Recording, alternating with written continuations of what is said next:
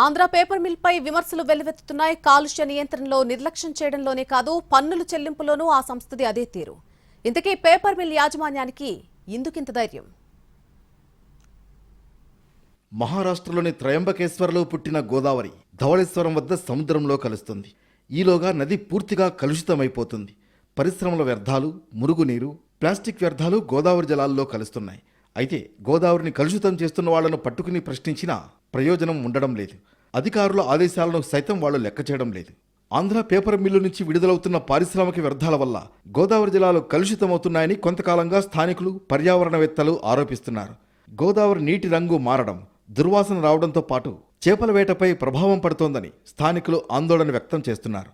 ఈ క్రమంలో ఇటీవల కాలుష్య నియంత్రణ మండలి అధికారులు ఆంధ్ర పేపర్ మిల్లులో తనిఖీలు నిర్వహించారు. అనంతరం మిల్లుకు నోటీసులు జారీ చేశారు. వ్యర్థ జలాలను శుద్ధి చేసిన తర్వాతే నీటిని విడుదల చేస్తున్నామని సంస్థ చెబుతోంది. కానీ కాలుష్య నియంత్రణ చర్యలు తూతూ మంత్రంగా అమలు చేస్తోందనే విమర్శలు వెల్లువెత్తుతున్నాయి. ఆంధ్ర పేపర్ మిల్లు నుంచి విడుదలయ్యే వ్యర్థ జలాలపై పర్యావరణవేత్తలు ఆందోళన వ్యక్తం చేస్తున్నారు. సేవ్ గోదావరి, గోదావరి పరిరక్షణ సమితి పేర్లతో పలు ప్రజా ఉద్యమాలు, నిరసనలు జరిగాయి. ముఖ్యంగా కాలుష్య నియంత్రణకు పేపర్ మిల్లు చర్యలు తీసుకోవడం లేదనే విమర్శలు వెల్లువెత్తుతున్నాయి. అయితే మిల్లులో వాస్తవ పరిస్థితులను పరిశీలించిన కాలుష్య నియంత్రణ మండలి అధికారులు నోటీసులు జారీ చేశారు. తమపై వచ్చిన ఆరోపణలను ఆంధ్ర పేపర్ మిల్లు ఖండించింది.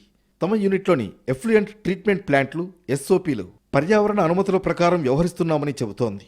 ఇటీవల ఆంధ్ర పేపర్ మిల్లు కార్యాలయంలో మరోసారి తనిఖీలు నిర్వహించారు కాలుష్య నియంత్రణ మండలి అధికారులు. ఆంధ్ర పేపర్ మిల్లుకు నోటీసులు జారీ చేశారు.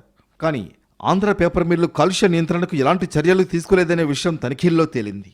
2027లో గోదావరి పుష్కరాలు రాబోతున్న తరుణంలో ఆంధ్ర పేపర్ మిల్లుకు మరోసారి నోటీసులు జారీ అయ్యాయి.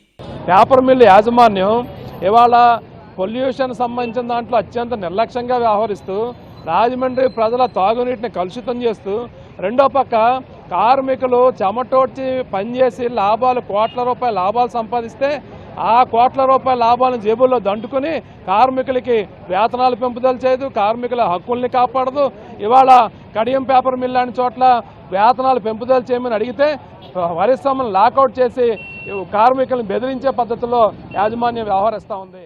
ఆంధ్ర పేపర్ మిల్లుకు రాజమండ్రి, కడియం యూనిట్లున్నాయి. రైటింగ్, ప్రింటింగ్, కాపియర్ పేపర్ను తయారు చేస్తోంది.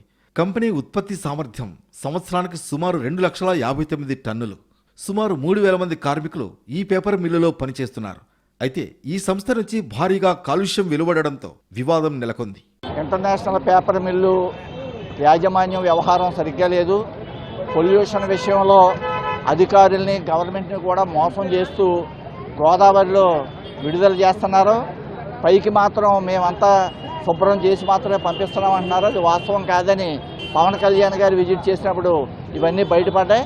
రెండో వైపున కార్మికులను కూడా తీవ్రంగా ఇబ్బందులు పెడుతున్నారు. లాభాలు మాత్రం 100 కోట్లలో దండుకుంటున్న పరిశ్రమకి సంబంధించిన విషయాల్లో, కార్మికులకు సంబంధించిన విషయాల్లో యాజమాన్యం చాలా దుర్మార్గంగా ఉంది.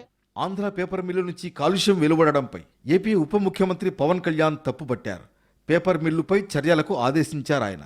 పేపర్ మిల్లును లాకౌట్ చేస్తే 3,000 మంది కార్మికులు రోడ్డున పడతారనే అంశాన్ని అడ్డుపెట్టుకుని బెదిరింపులకు పాల్పడుతోందనే అభిప్రాయం సర్వత్రా వ్యక్తమవుతోంది. అంతేకాదు, పన్నుల చెల్లింపులో మొండిగా వ్యవహరిస్తోంది. రాజమండ్రి మున్సిపల్ కార్పొరేషన్కు 3 కోట్ల రూపాయల పన్ను బకాయిలున్నాయి. కార్పొరేషన్ పలుమార్లు నోటీసులు జారీ చేసినప్పటికీ సంస్థ స్పందించకపోవడం విస్మయం కలిగిస్తుంది.